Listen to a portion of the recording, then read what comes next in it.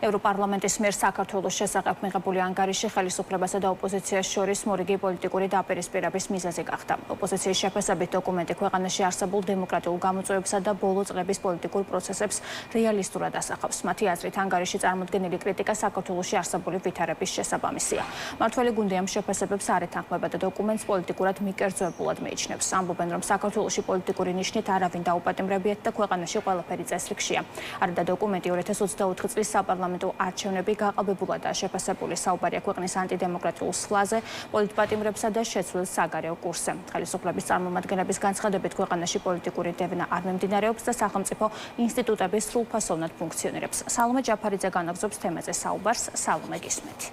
პოლარიზაციის გაღრმავება, დესტრუქციული და რევოლუციური სცენარებისთვის შემუშავებული დოკუმენტი ასე აფასებს ქართული ოცნება იმ ანგარიშს, რომელიც ევროპარლამენტმა გუშინ მიიღო, სადაც საკმაოდ მწვავე და მკაფიოდ არის ხაზგასმული ქვეყანაში საქართველოში არსებული გამოწვევები და პირდაპირ არის მოთხოვნილი აღნიშნულ ანგარიშში, რომ დასანქცირდეს ბიძინა ივანიშვილი, ქართული ოცნება და ქართულ ოცნებასთან αφილირებული ჯგუფები, მათ შორის ასევე ცალკე პუნქტი უკავია დასანქცირების აუცილებლობას, სადაც ნახსენებია როგორც სამთავრობო არხები, როგორც ამბობენ ევროპარლამენტარები, ასევე თავის მხრივ პროკურორები და მოსამართლეები. ბუნებრივია, რომ ასეთი მკაფიო განცხადებები გახდა შეფასებების საგანი. სახელმწიფო გუნდი მიიჩნევს, რომ რასა იუკნევიჩიანი, ვინც იყო მომხსენებელი ევროპარლამენტში, გახლავთ ევროპარლამენტარი, რომელიც პირდაპირ ქართულ ოცნებას ესხმის თავს და ლობირებს ოპოზიციურ პარტიებს. შესაბამისად, მიიჩნევენ, რომ რეზოლუციას არანაირი ფასი არ აქვს, გარდა იმისა, რომ და ანგარიშს, რომელიც ახალისებს, როგორც თავად ამბობენ, თავის მხრივ დაპირისპირება საქართველოში.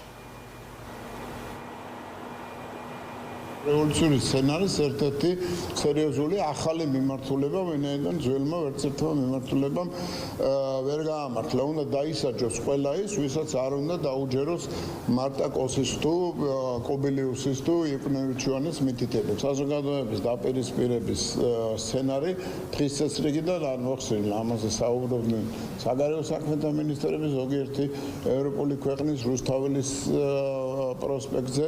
შანტაჟის მუხარების წნეხი ჩვეულებრივად გრძელდება. ბატონი ბიძინა ივანიშვილი თავიდან იმყოფებოდა დე-ფაქტო სანქციების ქვეშ, შემდეგ უკვე დე-იურე სანქციების ქვეშ. თუმცა ყველა უნდა დარწმუნებულიყო ამდენი წლის განმავლობაში, რომ მიუხედავად ამ ყველაფრისა, ვერც ბიძინა ივანიშვილს და ვერც ქართული ოცნების გუნდის ვერც ერთ წევრს, ვერც ერთი ნაბიჯით უკან ვერ დაახევინებენ და შესაბამისად, რა თქმა უნდა, ჩვენ გავაგზავნებთ ჩვენი ქვეყნის ეროვნული ინტერესების დაცვას. ოპოზიციური პარტიები, რომლებიც პირველ რიგში ძალიან დიდი ხანია საუბრობენ საქართველოში პოლიტიკურ დევნაზე, კვლავაც რჩებიან საპატიმროში ოპოზიციური პარტიების წარმომადგენლები და საბოლოო ჯამში ხელისუფლების ოპონენტები ვარაუდობენ, რომ ძალიან სამწუხარო რეალობამდე მივა ძალიან მალე საქართველოს მოქალაქეების უმრავლესობა, რადგან უშვებენ პრეცედენტს, რომ საბოლოო წერტილი გახდეს უვიზო მიმოსვლის აკრძალვა. მათივე განცხადებით მნიშვნელოვანია, რომ საქართველოს მოქალაქეებმა მკაფიოდ დააფიქსირონ საკუთარი პოზიცია, თუნდაც იმასთან დაკავშირებით, რომ მათი არჩევანი არის ევროკავშირი, ხოლო რაც შეეხება მეორე ნაწილს, თავის მხრივ მოთხოვნებს, რომლებიც ხაზგასმული აღნიშნულ ანგარიშში, მიიჩნევენ, რომ მმართველი პარტია ქართული ოცნება არც ერთ მოთხოვნას არ შეასრულებს და ერთადერთ ლეგიტიმურ გზად ისინი ამბობენ, რომ არის ახლა დაირჩევენ იმას, რომ ჩატარდეს ქვეყანაში ხელახალი საპარლამენტო არჩევნები. ბრიუსელის მხრიდან გამიჯნულია ქართველი ხალხი და ქურდები, კრიმინალები, თაღლითები და ის პოლიტიკური ძალა, რომელმაც მიიტაცა ხელისუფლება.